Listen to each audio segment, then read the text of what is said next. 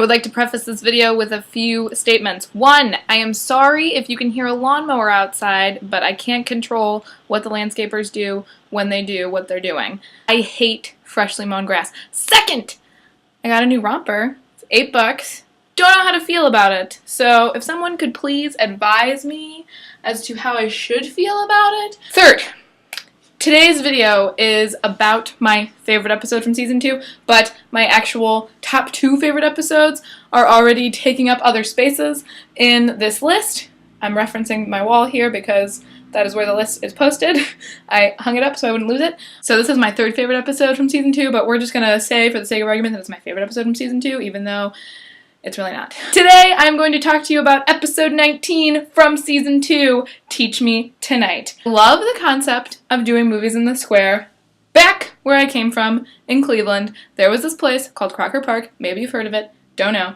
But every summer, on Thursday nights, they do something similar to this. They show a free movie in the middle of Crocker Park, and it's great. I just love the idea of getting together with a whole group of people and watching a movie that's free in the outdoors. It's as close to nature as I ever want to get while watching movies. I also love that in this episode, all the movies they reference, except for maybe 2 of them, are actual films. When they're reading out of that big booklet, those are real movies. There's a great exchange between Lane and Jess, and it is something that we don't typically see, but I do love that they get along so well and that they are able to be so quick to quip back and forth at each other, and that their banter is just very natural.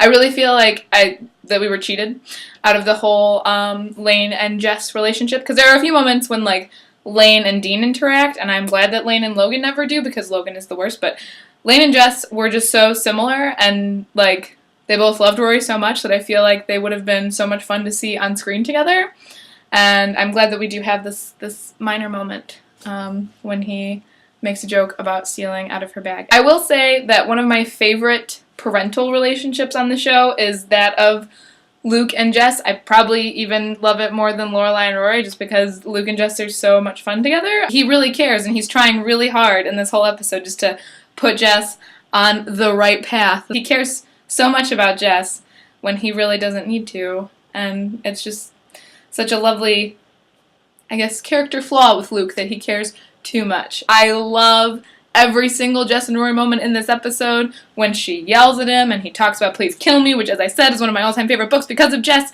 It is right there on my bookshelf. You can't see it, maybe. That you really see in this episode. It really starts to develop. Jess is falling for Rory, and he is so infatuated by her, and it's adorable and it's perfect.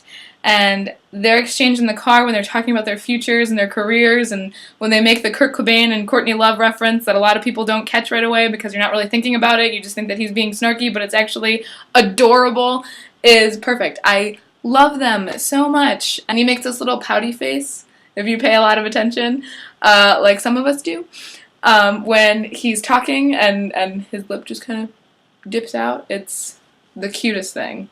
Another thing I have to credit this show for is introducing me to Elastica, which is the band that is playing when they're in the car together, and I love them, and I love the show, and I love Jess, and I love everything, but I could talk about how cute I think all the different exchanges are in this episode until the day I die, so I will stop now and just say that I love it. They are perfect and adorable, and this episode is so great for just those of us that ship literati so hard. I also think it's really sweet how Jess goes to the bridge. It's the only place he likes in Stars Hollow, and he just smokes, and he's just so sad and so heartbroken after the car wreck that he just doesn't know what to do with himself. And I think it's just, you really see it in him, he's acting so well. And just them sitting there together and Luke just being there with him, and it's great. It's just another great moment between the 2 of them, and I just love Luke and Jess. Moving on.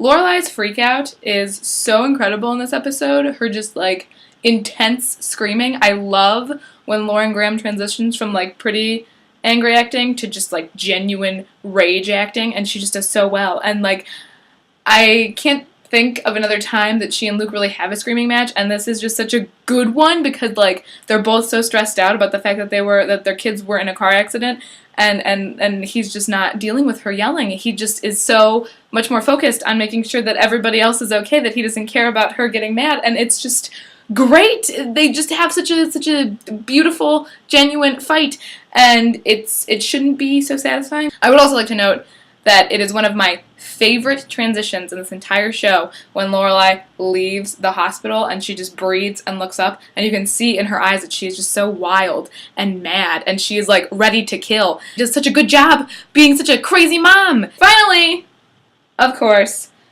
most importantly, Kirk. And a film by Kirk. I have no words. I have only this. Faith.